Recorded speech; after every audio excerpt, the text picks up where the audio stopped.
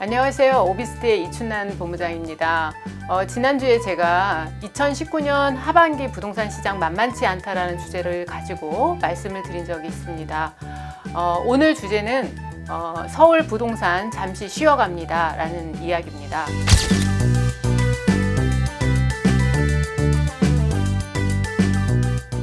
아니 무슨 말이냐, 지금 그럼 부동산 가격이 떨어지냐라고 염려하실 분들도 계실 거라고 생각이 들어요. 지금 현재 부동산 시장은 계속 가격이 상승하고 있는 일부 지역을 제외하고 점점 상승 동력이 약해지고 있는 것은 사실인 것 같습니다. 제 손에 들려있는 자료는 어떤 거냐면요, 지금 2019년 한국감정원에서 실거래가 내용을 저희가 기초로 해서 만든 자료입니다. 다른 것이 아니고 2019년에 가격 상승이 계속되면서 그럼 과연 얼마나 많은 사람들이 집을 샀느냐, 이거에 대해서 한 번은 생각하고 넘어가야 될 것 같습니다. 일부 지역은 가격이 계속 올라갈 거로 예상이 되지만 일부 지역은 멈춰 있는 현상, 가격이 오르지 않고 그냥 멈춰 있을 수도 있다라는 부분을 말씀드리고 싶습니다. 결론적으로 말씀드리면 여러분들이 투자할 때 이왕이면 당연히 오르는 지역을 선택을 하셔야 될 것 같고요. 그리고 지금 거래되고 있는 거래의 속의 성격을 파악을 하셔야 되는 것들이 필요할 것 같습니다. 지금 현재 제 손에 들려있는 자료가 지금 주로 강남구에서 지금 거래되었던 자료, 그 다음에 서울 전체 25개 구에서 거래됐던 자료입니다. 추석 전후로 해서 어떻게 변할 거냐라는 이야기들을 많이 하셨고요. 요 지금 동그라미는 제가 이제 서울을 가리킨다고 보시면 되겠습니다. 가운데는 한강이 있고요. 이번 상승장에서 강남이 굉장히 뜨거웠었습니다. 그리고 또 재건축하고 관리 처분이 난 그 단지들은 분상제 이후에도 여전히 뜨거운 모습들을 보였었는데요. 오늘 발표된 관리 처분을 득한 단지들은 분상제가 제외된다라는 발표가 나왔고요. 그래서 지금 예를 들어서 이주를 완료하고 이제 앞으로 조합원 동호수 추첨이라든가 철거를 지금 진행하고 있는 단지들은 큰 혜택을 볼 것 같습니다. 어떻게 보면 그래도 허그에서도 허락을 해주느냐 안 해주느냐, 인정을 해주냐 이런 부분도 추가적으로 말할 부분이긴 하지만 일단은 한시름 놓았다 그런 단지들은 이주를 다 완료하고 그 다음에 철거가 일부 진행된 단지들은 그 분상제 시행 후 6개월까지 입주자 모집 공고가 신청이 된다면 그 단지들은 해당이 없다고 하니까 여러분들 잘 생각해 보시면 어떤 단지들이 그런 단지에 해당될지 고민해 보시면 좋을 것 같습니다. 지금 현재 이제 지금 강남구에서 강남구와 그 비강남권에서 거래된 사례들을 저희가 2019년 이제 9월 초분까지 이제 실거래가 완료된 것들, 이제 실거래가 올라갔다는 것은 9월 초에 올라갔다는 것은 결론적으로 말해서 거래가 7월에 됐거나 혹은 8월에 됐거나 이런 거래들이 많은데요. 여러분들이 실거래 자료를 한번 들어가 보시면 어떤 단지들은 7월까지 거래가 되고 8, 9월에는 아직 안 나타나고 어떤 단지들은 8월, 9월까지도 계속 그 거래 사례들이 계속 나오고 있는 모습을 볼 수 있습니다. 어떻게 보면 가장 핫하고 뜨거운 단지들은 계속적으로 8월, 9월에도 거래량을 보이고 있는데 저희가 이 한국감정원의 실거래가 데이터를 확인해 본 결과 지금 대량으로 추격 매수하는 그 많은 사람들이 7월, 8월 거래까지 올라오고 그 다음부터는 멈췄다라는 말씀을 드리고 싶습니다. 일부 핫한 단지들을 제외하고는 어떤 경우에는 7월에 실거래가가 멈춰 있고요. 어떤 경우는 8월에 멈춰 있기도 합니다. 그렇다는 이야기는 지금 실거래되고 있는 많은 부분 중에서 일부 이제 추격 매수하는 그 양이 적어졌다라고 보면요. 제가 판단했을 때는 이 상승장이 일부 꺾였다. 그렇다고 해서 가격이 떨어지는 건 아니지만 추격 하지 않아야 할 단지들이 나타나기 시작했다는 말씀을 드리고 싶습니다. 그리고 비자발적으로 지금 거래 절벽에 들어가 있는 단지들이 많은데요. 그런 단지들 같은 경우에는 관리 처분이 나서 이제 거래를 할 수 없는, 조합원 지위 양도를 할 수 없는 단지들이 많고요. 그런 단지들 같은 경우에는 강남을 기준으로 해서 모 단지 같은 경우에는 관리 처분 이후 약 15개가 거래가 됐는데요. 그 중에서 10개가 증여로 나타났습니다.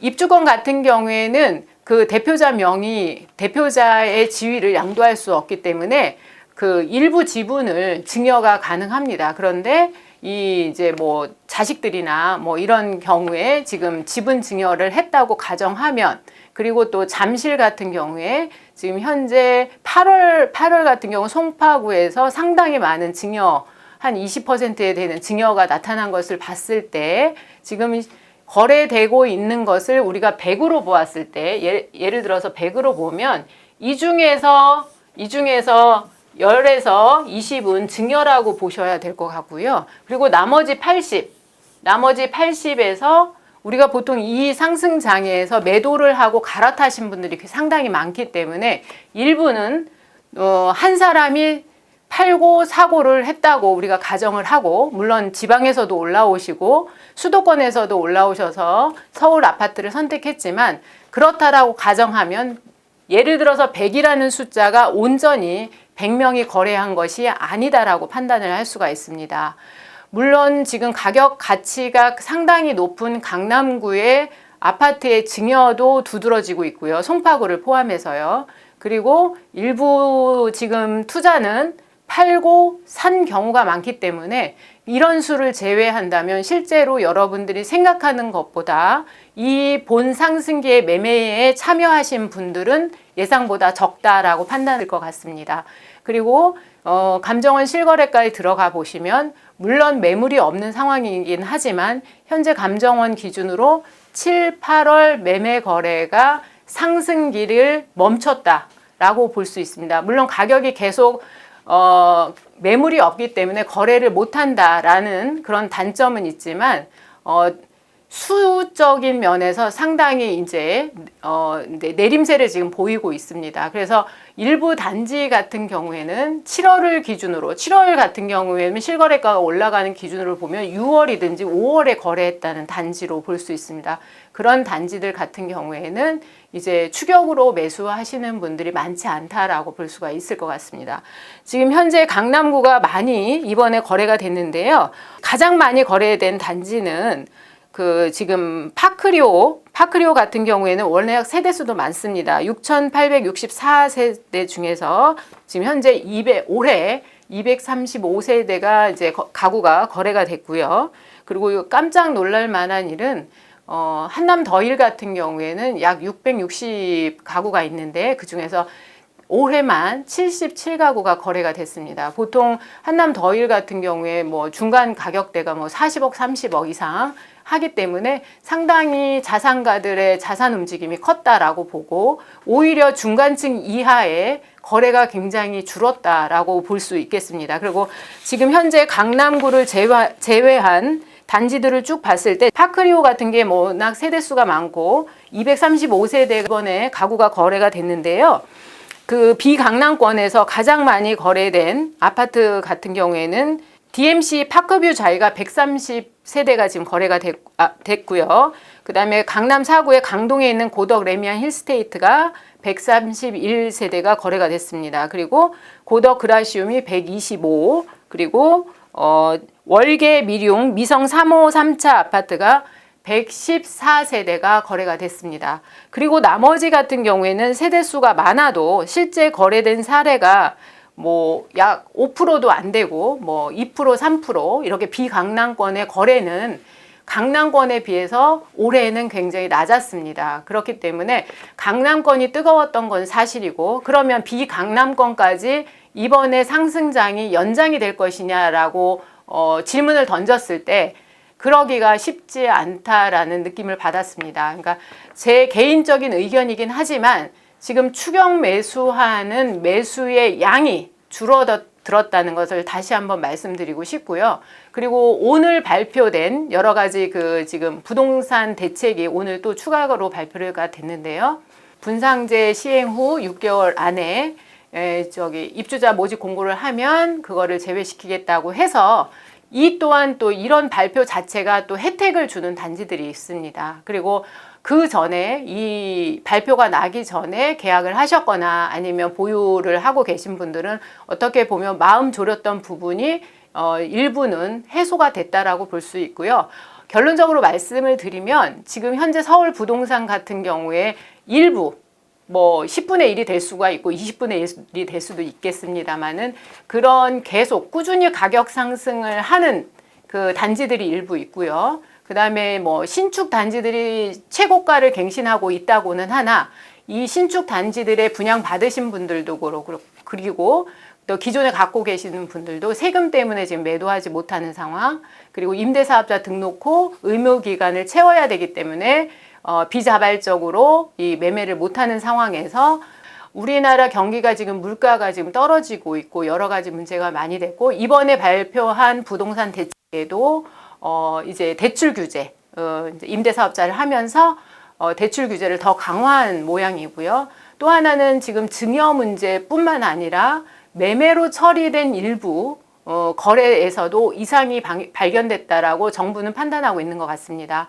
그러니까 지나치게 만약에 차입금, 부모한테 빌려오거나 뭐 이런 경우에들 이것을 한번 이제 조사해 보겠다라고 이제 발표를 한 상태이기 때문에 여러분들께서 부모님들이나 지인들의 돈을 빌려서 투자를 할 때 좀 더 명확하게 그 자금 출처에 대해서 주의하지 않으면 안 될 것 같습니다. 그래서 이런 부분들, 그러니까 결국에는 증여나 지인들의 돈을 빌려서 투자하거나 이런 것들을 제외한 순수한 매매 거래의 양이 상당히 줄었다라는 말씀을 드리고 싶습니다. 그렇지만 서울의 부동산 시장은 이렇게 이제 저물가와 저상장과 여러 가지 악조건 속에서도 안전자산으로서 서울 사람들만 투자하는 것도 아니고 지방에 계신 분들까지 투자처로 생각하고 있기 때문에 일단 호흡을 고르는 그런 시기가 중간에 좀 쉬어가는 시기가 되지 않을까 이런 생각을 합니다.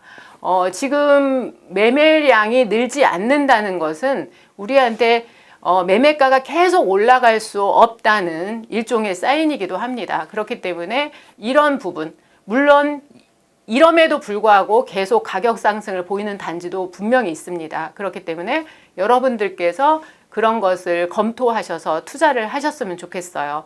그러니까 우리가 일반적으로 보면 지금 현재 호재가 없다거나 너무 오래된 아파트라든가 아니면 뭐 나홀로 아파트라든가 입지 조건이 좀 떨어진다든가 이런 것들이 우리가 보는 곳에 있다면 그런 부분들을 한 번 더 체크하시는 것이 좋다라고 말씀드리고 싶습니다. 정말 오랜만에 부동산 쉬어간다라는 영상을 찍으면서 제가 뭐 신도 아니기 때문에 조심스럽게 예측을 해보는 거고요. 그리고 여러분들께서 투자하실 때 지금도 상승 구간을 찾을 수 있는 그런 투자처가 있기 때문에 여러분들이 좀 더 예리한 눈으로 관찰하시고 공부하시고 선택하시길 바라겠습니다. 지금까지 오비스대의 이춘난이었습니다.